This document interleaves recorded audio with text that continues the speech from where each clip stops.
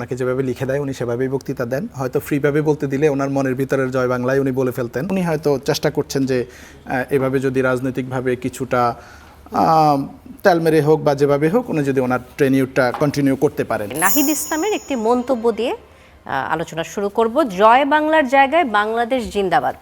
নাহিদ ইসলাম বলেছেন, জাতীয় নাগরিক পার্টির এনসিপি আহ্বায়ক ও জাতীয় সংসদের বিরোধী দলীয় চিফ হুইপ নাহিদ ইসলাম বলেছেন যে রাষ্ট্রপতি মোহাম্মদ শাহাবুদ্দিন আগে বলতেন জয় বাংলা, তিনি জয় বাংলা বলে বক্তব্য শেষ করতেন, আর এখন তিনি জিন্দাবাদ বলে বক্তব্য শেষ করছেন।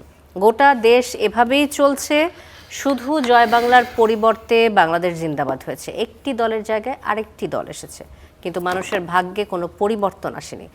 এই যে একটি দলের জায়গায় আরেকটি দল বসেছে, আসলে কি ব্যাপারটা এমন, নাকি জনগণ ভোট দিয়ে আরেক দলকে বসিয়েছে? এই কথা বলাটা ঠিক কিনা? হ্যাঁ, ধন্যবাদ আপনাকে, ধন্যবাদ আমার সহ আলোচককেও।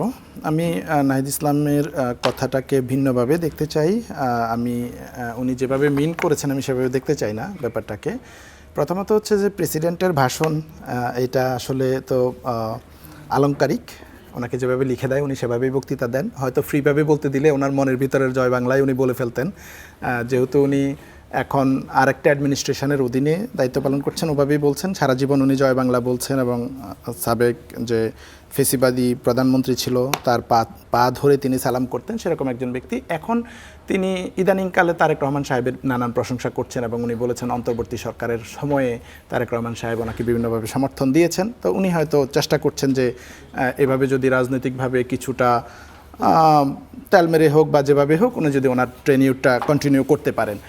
তবে আমি স্ট্রেট ফরওয়ার্ড আমি কথা বলবো না যে একটা দলের পরিবর্তে আরেকটা দল এসেছে। এটা যদি আমরা বলি এটা আমাদের উপর বেইনসাফি হবে আমি মনে করি। নিঃসন্দেহে আমাদের জুলাইয়ের অনেক আকাঙ্ক্ষা বাস্তবায়ন হচ্ছে না, বা বিএনপি জুলাই সনদ বা অন্যান্য ইস্যুতে তাদের নানান আপত্তি বা নানান অনাগ্রহ দেখা যাচ্ছে, সংস্কারের প্রশ্নে অনেক অনাগ্রহ দেখা যাচ্ছে। কিন্তু আমি কখনোই বিএনপিকে আওয়ামী লীগের রিপ্লেসমেন্ট বলবো না।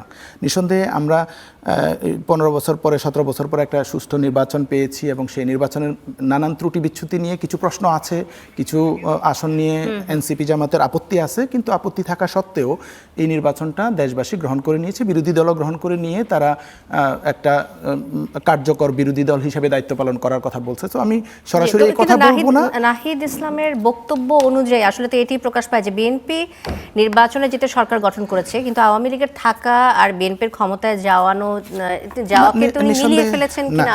নিঃসন্দেহে বিএনপির প্রতি তার ফ্রাস্ট্রেশন থাকতে পারে বিএনপির ক্ষমতা আসার পরে, কারণ আমরা কিছু ব্যাপারে হতাশা দেখতে পাচ্ছি বিরোধী দলগুলোর মধ্যে। যেমন চাঁদাবাজির ব্যাপারে হতাশা আমরা দেখেছি, দ্রব্যমূল্যের ঊর্ধ্বগতি নিয়ে হতাশা দেখেছি, বা সংস্কারের প্রশ্নে কিছুটা অনাগ্রহ থাকার কারণে বিএনপির প্রতি অনাগ্রহ দেখেছি। কিন্তু এটা দিয়ে আমি অবশ্যই এই কথা বলবো না যে আওয়ামী লীগ আর বিএনপি সমানে সমান, এটা বলবো না।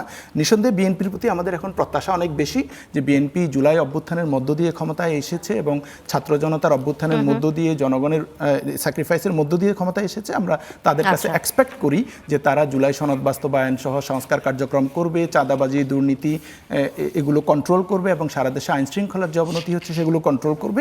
এই হতাশাগুলো বিএনপির প্রতি আমাদের আছে।